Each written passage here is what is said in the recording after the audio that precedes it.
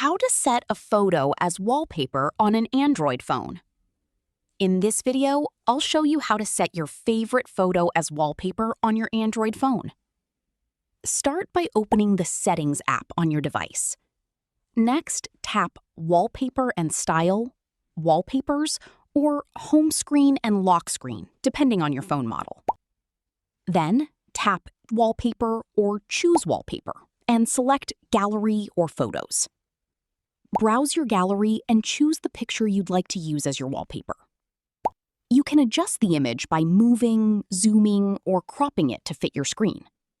Once you're satisfied, tap Set Wallpaper or Apply.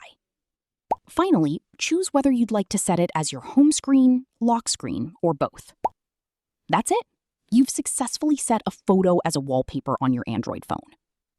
If you find this video informative, click on like, share, and subscribe for more videos.